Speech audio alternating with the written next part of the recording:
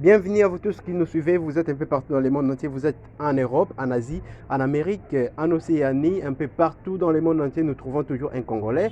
Et donc, il y a ceux-là qui sont aussi en Afrique, plus précisément en RDC, où nous tournons en fait cette émission. Et donc, nous savons depuis un certain temps que les dossiers Bukangalonzo fait couler d'encre et de salive. Et donc, l'ancien Premier ministre Augustin Matata Ponyo est cité nommément. Mais à part lui, il y a aussi en fait d'autres personnes. Nous citons par exemple ici le directeur général du FPI, Fonds pour la promotion de l'industrie, Patrice Kitebi. Et donc par rapport à ces dossiers-là, nous aimerions en fait avoir vraiment des éclairages ou des éclaircissements à travers l'intervention d'un juriste. Il est constitutionnaliste. Et alors, en fait, nous cesserons en fait de les remercier parce qu'il s'est disposé. C'est vraiment une interview à chaud. Et il répond au nom de Maître Peggy Fila Dinganga. Il est avocat au barreau de Kinshasa Gombe. Nous tenons en fait à le souligner ici qu'il est constitutionnaliste. Et donc, à qui nous disons d'ailleurs bonjour et bienvenue à ces magazines. Bonjour monsieur le journaliste, merci beaucoup. Et alors en fait, maître, nous allons devoir en fait éclaircir un peu en fait la lanterne des Congolais qui se trouvent un peu partout dans le monde, qui sont en train d'ailleurs de nous suivre sur la poursuite judiciaire d'un parlementaire. J'aimerais bien d'abord en fait comprendre déjà c'est quoi d'abord en fait les immunités. Qu'est-ce qu'on entend par immunité parlementaire? Merci beaucoup, monsieur le journaliste. D'emblée, je tiens à préciser que je suis avocat et en tant qu'avocat, je suis soumis à des règles déontologiques, et parmi lesquelles il y a des règles qui ne me permettent pas d'intervenir dans un procès en cours ou dans un dossier en cours judiciaire, bien sûr. Et donc, mon intervention sera essentiellement axée sur les notions de droit sans pourtant impliquer quelques individus que ce soit, et Oui, indépendamment des dossiers en cours. Merci beaucoup. oui, Quant oui. à votre question, les immunités, bon, on peut toutefois appréhender les immunités comme étant de privilèges accordés à certaines personnes en raison de leurs fonctions qui les protègent contre de poursuites pénales intempestives. Et donc, la loi qui a vocation de faire des gens dans une situation égalitaire, c'est-à-dire égalité de tous devant la loi, mais il y a certaines personnes dont les fonctions qu'ils occupent leur attribuent certains privilèges de ne pas être poursuivis intempestivement par les autorités Oui, judiciaires oui, et oui, oui, essentiellement en matière oui, pénale. oui, maître, en fait, lorsque vous parlez en fait, de ces privilèges-là, j'aimerais bien en fait que vous nous indiquiez en fait quelles sont les infractions qui peuvent en fait occasionner des poursuites judiciaires aux parlementaires, je cite ici. Bon, en tout cas, en droit congolais, en République démocratique du Congo, il faut savoir qu'il y a des parlementaires au niveau national et au niveau provincial, dans toutes les provinces. Donc. Et au niveau national, nous avons des députés qui sont dans l'Assemblée nationale et les sénateurs qui sont dans le Sénat, communément appelé la Chambre haute. Et donc, le droit congolais n'identifie pas des infractions essentiellement qui nécessitent à ce que l'on sollicite l'autorisation dans une chambre de parlement pour poursuivre un parlementaire. En tout cas, toutes les infractions en droit congolais peuvent faire l'objet de poursuites en respectant les règles prévues, notamment l'autorisation de poursuite devant Oui, les nous allons chambres arriver, de nous allons arriver. Et donc, maintenant, nous comprenons que toutes les infractions sont laissées sous silence, sous silence. c'est-à-dire, en droit congolais, que l'infraction soit d'ordre politique, qu'elle soit de droit commun, les parlementaires qui les commettent peuvent être poursuivis.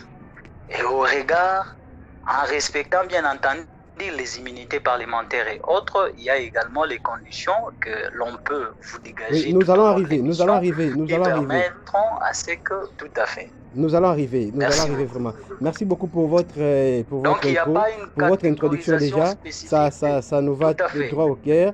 Et donc, entrons Merci quand même, beaucoup, monsieur le journaliste. abordons quand même en fait les vifs du sujet. Comment est-ce qu'en fait Tout à fait. un parlementaire peut être poursuivi? Voilà. C'est-à-dire, La procédure. les sièges de la matière des immunités, c'est d'abord l'article 107 de la Constitution du 18 février 2006 qui prévoit les immunités et institue également les limites de ces immunités-là. Bien entendu, les règlements d'ordre intérieur de chacune des chambres parlementaires au niveau national déterminent également les règles des poursuites de parlementaires sans pourtant se contredire avec la Constitution, qui est la loi mère d'une nation, qui est la loi fondamentale. Et donc, je tiens à signaler que ces règlements-là, à son adoption, passent par la Cour constitutionnelle pour sa conformité à la Constitution. Donc, il n'y a pas possibilité de contradiction entre les règlements et la Constitution. Et donc, les conditions sont claires. C'est-à-dire, il faut que les députés ou les sénateurs en question commettent une infraction, quelconque infraction. Mais il faut savoir que lorsque l'on commet une infraction directement, et qu'il faut situer cette infraction dans l'ordre de temps. S'il s'agit d'une infraction flagrante, c'est-à-dire les constituants reprennent le terme flagrant délit, c'est-à-dire une infraction flagrante, une infraction qui se commet actuellement ou qui vient de se commettre, à ce moment-là, l'autorité judiciaire chargée des poursuites n'a pas besoin de solliciter l'autorisation parlementaire car la flagrance fait tomber les immunités. Ah, ok. C'est-à-dire, Hein? un parlementaire ne bénéficie plus des immunités ou de ses privilèges de poursuite lorsqu'il commet une infraction flagrante. Mais lorsque l'infraction n'est pas flagrante, c'est-à-dire l'infraction n'est pas commise actuellement ou ne vient de se commettre actuellement, c'est une infraction qui n'entre pas dans les cadres de flagrance. À ce moment-là, l'autorité judiciaire chargée des poursuites va demander l'autorisation à la chambre qu'appartient ces parlementaires. Si c'est l'Assemblée nationale, il demande l'autorisation au bureau de l'Assemblée nationale. Si c'est au niveau des Sénats, il doit demander également l'autorisation au niveau des Sénats. Donc c'est un peu ça.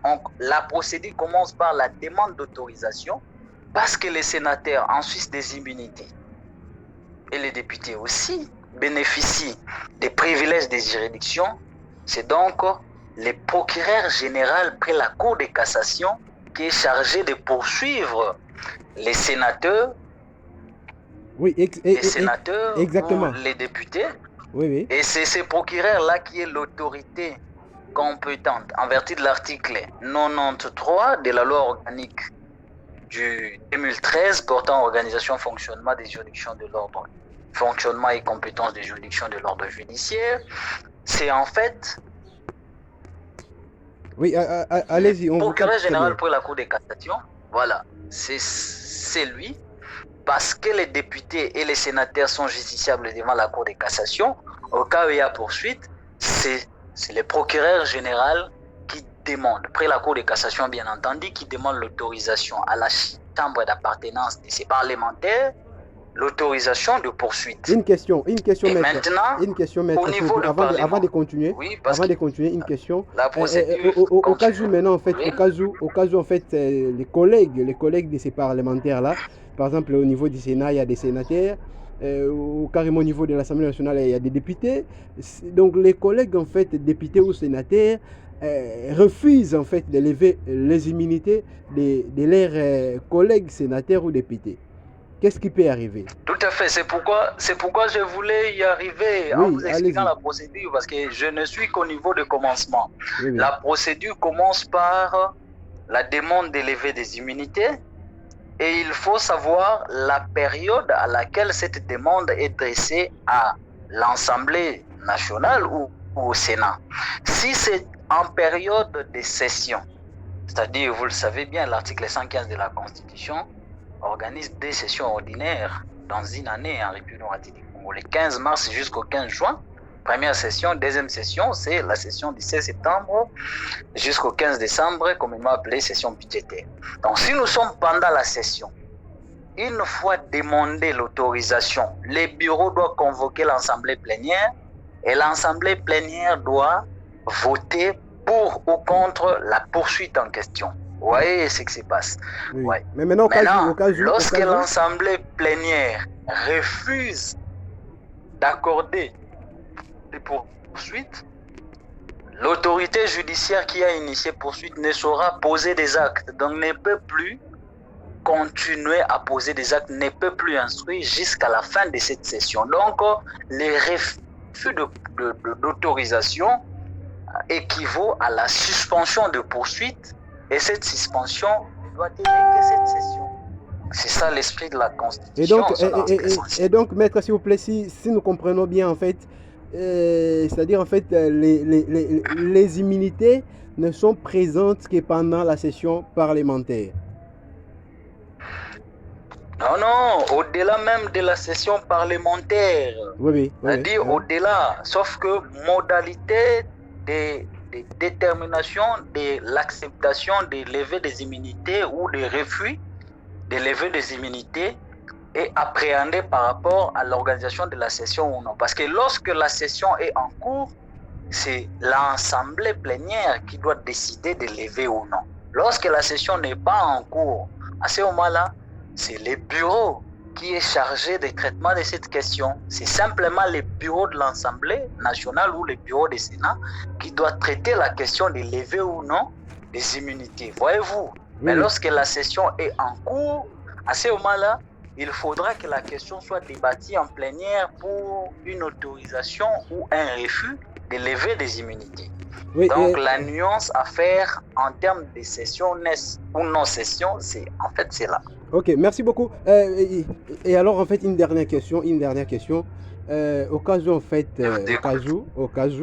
en fait, les sénateurs avaient commis une infraction antérieure,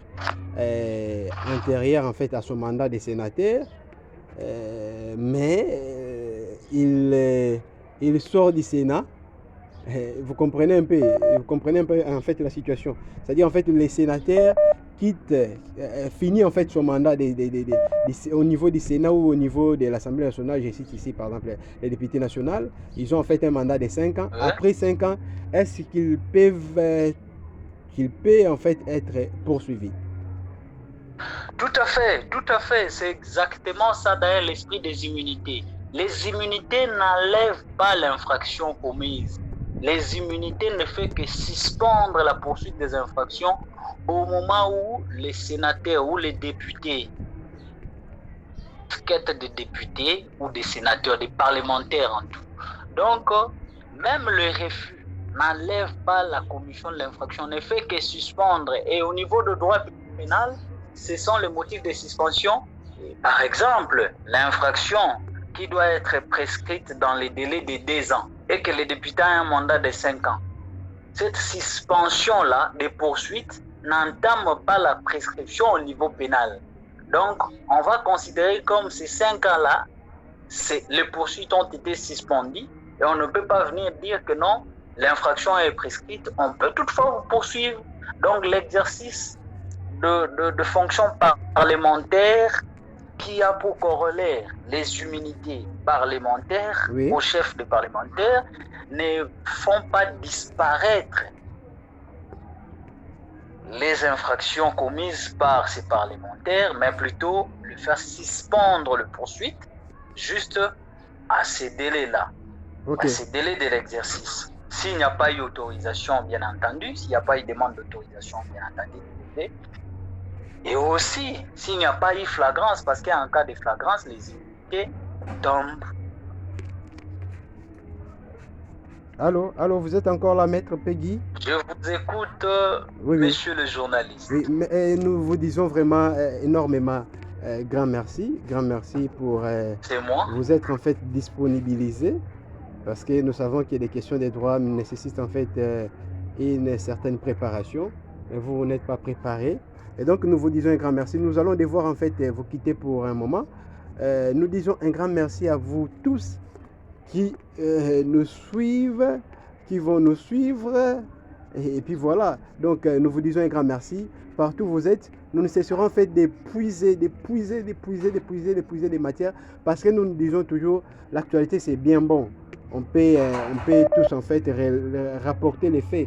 Mais au-delà du fait, il y a aussi en fait les analyses, il y a aussi en fait, des analyses, des propositions. Alors nous prenons en congé, pour quelques temps. Nous allons devoir en fait nous revoir dans peu de temps. Merci infiniment à vous tous qui nous avez suivis et donc nous gardons contact. Nous avons toujours en fait le souci de servir notre pays. Nous allons devoir les faire et puis c'est ça en fait notre idéal. Nous disons en fait nous sommes les serviteurs du peuple. Nous serons toujours là pour servir le peuple congolais en général.